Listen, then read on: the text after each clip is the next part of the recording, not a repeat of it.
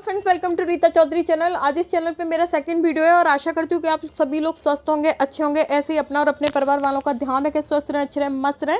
और इस चैनल पे ये जो मेरा सेकंड वीडियो है, अगर आपको ये पसंद आए तो प्लीज़ लाइक करें, मेरे वीडियो को शेयर करें, कमेंट्स करें, चैनल को सब्सक्राइब करना ना भूलें, क्योंकि जब आप ऐसा करेंगे तभी मैं मोटिवेट होकर और अच्छे अच्छे वीडियोज़ आपको प्रोवाइड करवा पाऊँगी।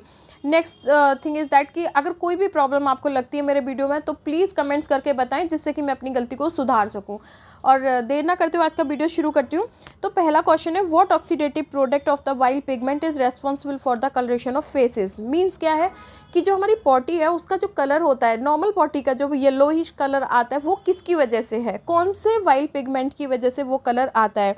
तो इसका जो आंसर होगा वो क्या होगा, ए, स्टरकोविलिन। ठीक है, स्टरकोविलिन जो वाइल्ड पिगमेंट है उसकी वजह से क्या होता है कि जो हमारी फेसेस का कलर है, नॉर्मल फेसेस का कलर येलोइश या अदर जो कलर रहता है वो रहता है। ठीक है, next question, where does cellulose digestion occur in herbivores. मैं पूछ रही हूँ कि सेल्यूलोज डाइजेशन जो हर्बीवोरस में कहाँ होता है। हर्बीवोरस का मीन्स जो जीव जंतु जो एनिमल्स है पेड़ पौधे या सब्जी वगैरह खाते हैं उनको हम क्या बोलते हैं, हर्बीवोरस। एंड इसकी अपोजिट साइड जो लोग नॉन वेज मीन्स की मांस वगैरह खाते हैं या अदर एनिमल्स को खाते हैं तो वो क्या कहलाते हैं, कार्निवोरस। ठीक है, तो मैं यहाँ कार्निवोरस के बारे में बात नहीं कर रही हूँ, मैं यहाँ पे हर्बीवोरस के बारे में बात कर रही हूँ। तो जो हर्बीवोरस हैं उन लोगों में जो सेल्यूलोज का डाइजेशन है वो कहाँ होता है। तो जो इसका आंसर होगा सी कम में। ठीक है, दूसरा क्या है, जो रुमिनेटिंग एनिमल्स हैं। रुमिनेटिंग एनिमल्स मीन्स की जो लोग जुगाली करते हैं, लाइक गाय भैंस, देखा होगा जब खाना खा लेते हैं तो मुंह चलाते रहते हैं, चूं चूं करते रहते हैं। ठीक है, तो वो च्यूइंग करने वाले जो एनिमल्स हैं वो रुमिनेटिंग एनिमल कहलाते हैं। तो उनका जो स्टमक का पार्ट है, दैट पार्ट में क्या होता है, मतलब बोल सकते हैं कि वहाँ पे स्टमक में सेल्यूलोज का डाइजेशन होता है। और जो अदर है उनमें इंटेस्टाइन में, ठीक है, स्मॉल इंटेस्टाइन में, और कहीं कहीं पे ऐसा भी होता है कि हम लोगों में भी बोला गया है कि स्मॉल इंटेस्टाइन में, तो लिटिल बिट स्मॉल इंटेस्टाइन में हम लोगों में है। बट अगर देखा जाए तो हमारे अंदर सेल्यूलोज का डाइजेशन नहीं होता। पहले सेल्यूलोज का डाइजेशन होता था इंसानों के अंदर, जिसके लिए हमारे पास बर्मी फॉर अपेंडिक्स थी। लेकिन अभी बर्मी फॉर अपेंडिक्स किसके रूप में रह गई है, सिर्फ और सिर्फ अवशेष के रूप में रह गई है। अभी इसका हमारे बॉडी पार्ट्स में कोई भी रोल नहीं है। ऊपर से अगर हम बात कर करके खाना खाते हैं और इस अपेंडिक्स में अगर खाना पहुंच जाता है तो ये सड़ना और शुरू कर देती है, फिर पेट में दर्द होता है तो ये कटवा के निकलवानी पड़ती है, वरना तो ये पूरे बॉडी में इन्फेक्शन, मतलब पेट में इन्फेक्शन कर देती है।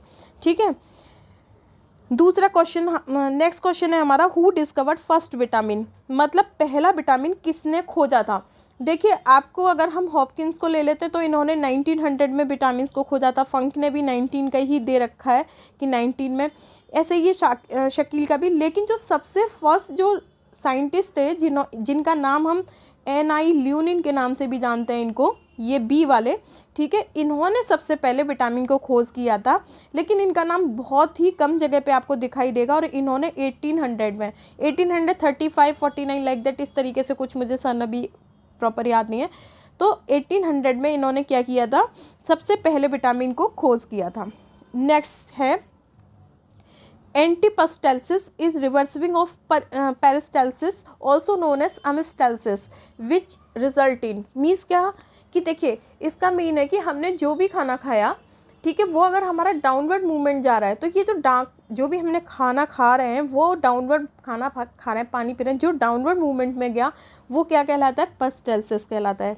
वो क्या कहलाएगा, हमारा डाउनवर्ड मूवमेंट पेरिस्टेल्सिस कहलाता है। इसी के अपोजिट साइड पे क्या होता है कि अगर वही रिवर्स होके आ जाए, जैसे हमने खाना खाया और वो अपोज, मतलब ऊपर साइड से, जैसे हमने तो नीचे भेजा लेकिन वो ऊपर आ गया, डकार जैसे कभी कभी आती है ना, डकार आता है कभी कभी, बहुत ही ज़्यादा परेशानी होती है, तो ये क्या कहलाता है, एंटीपेस्टेल्सिस और अमिस्टेल्सिस। ठीक है, अब ये अमिस्टेल्सिस में क्या होता है, अब ये पूछा जा रहा है कि जो हमने खाया वो फिर रिटर्न होके आ गया। ठीक है, तो इसको हम ये बोल दिया कि अमिस्टेल्सिस बोलते हैं। ये किसका रिजल्ट हो सकता है या होता है, ये होता है वोमिटिंग का। हमने जो भी खाया, कई बार डकार आ जाती है और डकार होते होते बहुत ज़्यादा घबराहट होती है और हम वोमिट कर देते हैं, तो ये रिजल्ट है वोमिटिंग का। ठीक है, नेक्स्ट, तो इसका आंसर क्या होगा, ए। नेक्स्ट है, over dilation of stomach result of, मतलब ओवर डायलेशन, जब हम बहुत ज़्यादा खा लेते हैं ना तो स्टमक जो है ओवर डायलेटेड हो जाता है। तो ओवर डायलेशन जो होता है स्टमक का, वो किसका रिजल्ट परिणाम है? तो वर्पिंग, वेल्चिंग, हार्ड वन, फार्टिंग। तो देखिए जब हम बहुत ज़्यादा खा लेते हैं तो हमें डकार भी आती है, ठीक है, खट्टी खट्टी वाली, ऐसे बहुत अजीब सी फीलिंग हुई, खट्टी खट्टी डकार सी आती हैं। साथ में हार्ड वन भी होता है, चेस्ट वन भी होता है, और पाद भी आता है, ठीक है। तो इसका जो आंसर होगा वो डी होगा, all of the above. Over dilation में बर्पिंग भी होगा, वेल्चिंग भी होगा, हार्ड वन भी होगा और फार्टिंग भी होगा। नेक्स्ट आता है हमारा question, where digestion of protein does first occur. यहाँ पे मैं आपसे ये नहीं पूछ रही हूँ कि प्रोटीन का डाइजेशन कहाँ होता है, यहाँ पे मैं ये पूछ रही हूँ पहली बार प्रोटीन का डाइजेशन कहाँ होगा। तो फर्स्ट टाइम जो प्रोटीन का डाइजेशन होगा वो स्टमक में होगा, तो इसका आंसर ए। दूसरा पूछ रही हूँ, conversion of food stuff into body stuff और protoplasm is known as. Food का बॉडी स्टफ में कन्वर्जन होना, क्या ये प्रोटोप्लाज्म में कन्वर्जन होना, ये क्या कहलाता है? तो देखिए एक होता है डाइजेशन। डाइजेशन में क्या होता है कि जैसे मानिए हमने प्रोटीन लिया, ठीक है, अगर वो प्रोटीन बाद में जाके अमीनो एसिड में टूटता है तो ये मतलब अब इस पे काम हुआ, प्रोटीन ली, खाली प्रोटीन तो हमारी बॉडी रिसीव नहीं करेगी, छोटे छोटे अणुओं के, प्रोटीन बड़ा अणु है तो हमारी मॉलिक्यूल है और हमारी बॉडी छोटी छोटी चीज़ों को एब्जॉर्ब करेगी। तो वो टूट के अमीनो एसिड में टूटा प्रोटीन, तो ये जो प्रोटीन टूटा फिर हमारी बॉडी ने इस एमिनो एसिड को रिसीव किया, एब्जॉर्ब किया, और फिर इसके बाद हमें प्रोटीन से मतलब सोचिए कि हमें हमारे सारे जो भी ऑर्गन्स को प्रोटीन की नीड है वहाँ तक पहुँचा और हमारे बॉडी फिर काम करती है, ठीक है। तो ये जो सिचुएशन है कि जिसमें कि हमारा जो फूड स्टफ था वो हमारी बॉडी में पहुँचा, एब्जॉर्ब हुआ और हम लोग काम करने लगे, ये जो सिचुएशन है ये क्या कहलाता है? न्यूट्रिशन। मतलब हमने क्या खाया और हमारी बॉडी को क्या लगा और हमारी बॉडी अब कैसे काम कर रही है, ठीक है। तो ये क्या कहलाता है? न्यूट्रिशन। तो इसका आंसर क्या होगा? बी। फिर आता है saliva helps in digestion of. Saliva, what is the saliva? अभी टंग पे आते हैं। टंग क्या है? हमारे माउथ में, हमारे मुंह में जीभ होती है। इस जीभ में कई बार आपने देखा होगा जब हम कहीं शॉप पे जाते हैं तो हमारी जो पसंदीदा चीज़ होती है तो उसको देख के हमारे मुंह में पानी आ जाता है, ठीक है। ये पानी, या फिर सुबह उठते हैं तो हमारी जीभ में बहुत लिक्विड सा भरा होता है, दैट इज़ कॉल्ड सलाइवा, ठीक है, लार जिसे हम बोलते हैं, ठीक है। तो ये जो लार है ये किसके डाइजेशन में हेल्प करती है, किसके पाचन में हेल्प करती है? तो it helps in digestion of starch. ये स्टार्च के डाइजेशन में हेल्प करती है, पाचन में, स्टार्च के पाचन में हेल्प करती है। नेक्स्ट क्वेश्चन इज दैट कि which part of the digestive system, एक minute, which part of the digestive system helps in the absorption of water and salt from the undigested food. मतलब digestive system का ऐसा कौन सा part है जो कि अनडाइजेस्टेड फूड से वाटर और साल्ट को एब्जॉर्ब करता है? अनडाइजेस्टेड फूड कौन सा? देखिए मानिए हमने जो भी खाना खाया, जितनी हमारी बॉडी को ज़रूरत थी वो तो हमने ले लिया, लेकिन कुछ खाना ऐसा होता है जो नहीं अनडाइजेस्टेड होता है, मतलब कि उसकी नहीं ज़रूरत है तो छोड़ देता है, ठीक है। तो जो अनडाइजेस्टेड फूड है, जो अभी पचा नहीं है, ठीक है, तो उस अनडाइजेस्टेड फूड से ऐसा कौन सा हमारे डाइजेस्टिव सिस्टम का पार्ट है, मतलब पाचन तंत्र का ऐसा कौन सा पार्ट है कि वो उस अनडाइजेस्टेड फूड से वाटर को और सॉल्ट को एब्जॉर्ब करता है, little bit salt and water absorb करता है। तो that part is large intestine. Okay, next question is which is the longest organ of alimentary canal in human body? And what is the first thing is that कि what is the alimentary canal? ठीक है, तो alimentary canal is the whole part of the upper digestive system is made up of two parts, alimentary canal and its associated glands. Okay, तो हमारा जो digestive system है तो alimentary canal बनी होती है माउथ से, ठीक है, दैन फिर pharynx, oesophagus, stomach, intestine, small intestine, large intestine, anus, like that, ठीक है। ये सारा जो पूरा है मुंह से लेके जहाँ तक एनस है, हमारा गूदा है, ठीक है, ये पूरा पार्ट हमारा एलिमेंट्री कैनाल में होता है, आता है।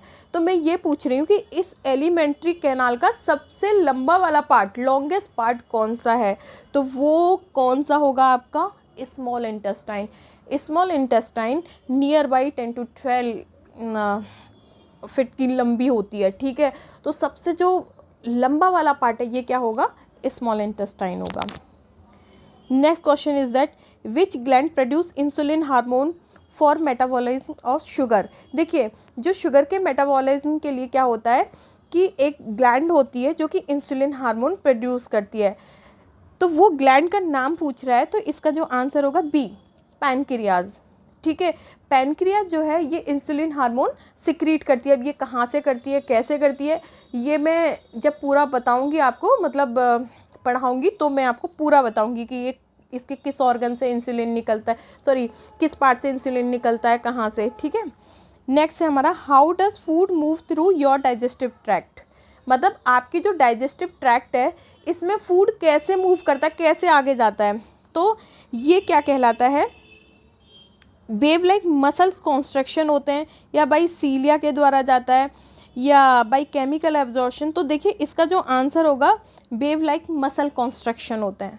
ठीक है, इसमें माइक्रोब्लाई भी इसको बोल सकते हैं, और कई लोग इसको सीलिया एरा भी, लेकिन सीलिया यहाँ पे काम नहीं करते। तो इसका जो आंसर होगा वो बी होगा, by wave like muscle construction, that is called माइक्रोब्लाई। Okay, next question is where does most of the digestive process takes place.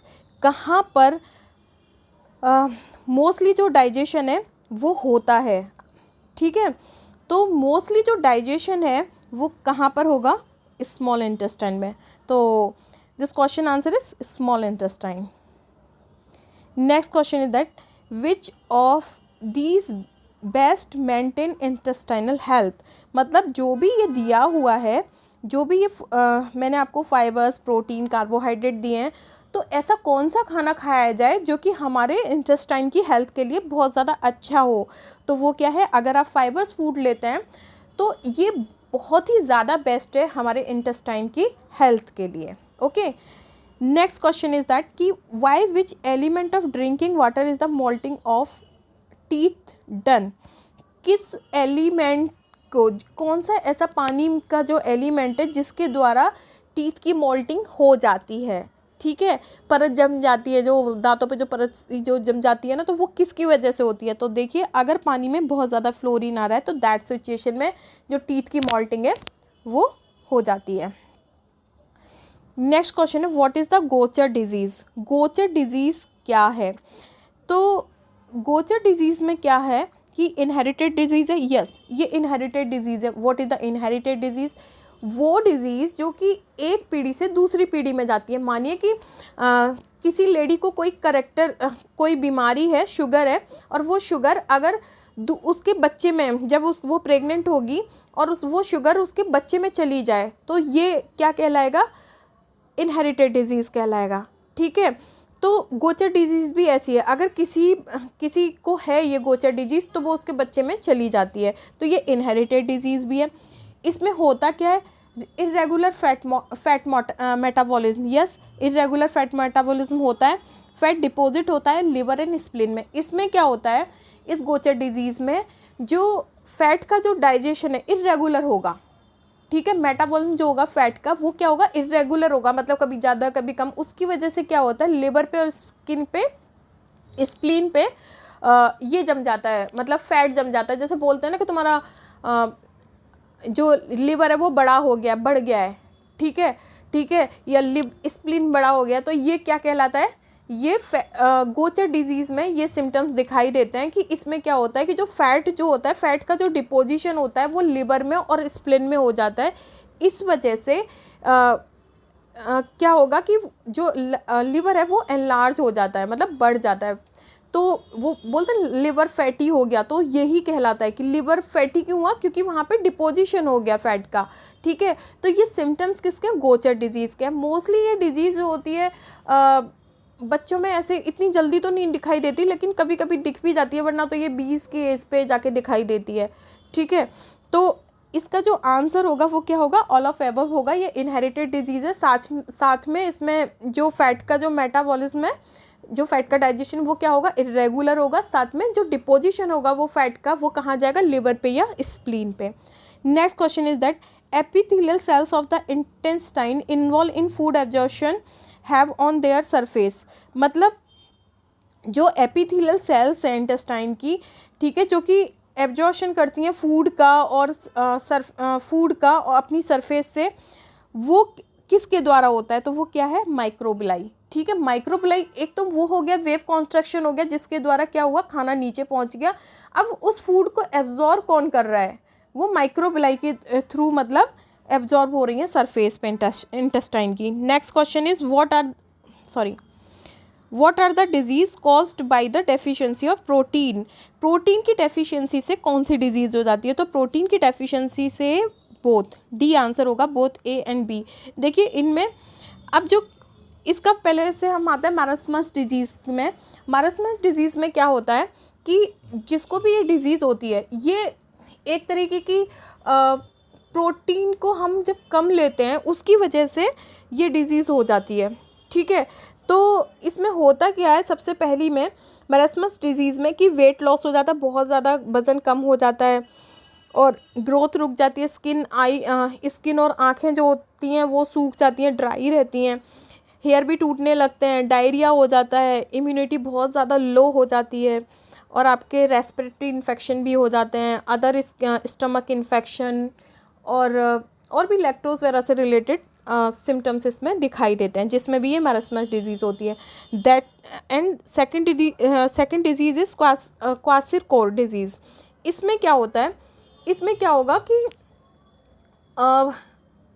जो एडिमा हो जाता है, बॉडी में पानी जो होता है ना वो रिटेन कर जाता है। ठीक है, और इसमें दूसरा जो है इसमें दूसरी जो चीज़ होती है उसमें क्या होता है कि कई सारे बच्चों का क्या हो जाएगा कि पेट निकल आएगा, स्वेलिन हो जाएगा, ठीक है, फ्लूइड रिटेंशन हो जाएगा, पफनेस आ जाएगी, मतलब सूजन आ जाएगी।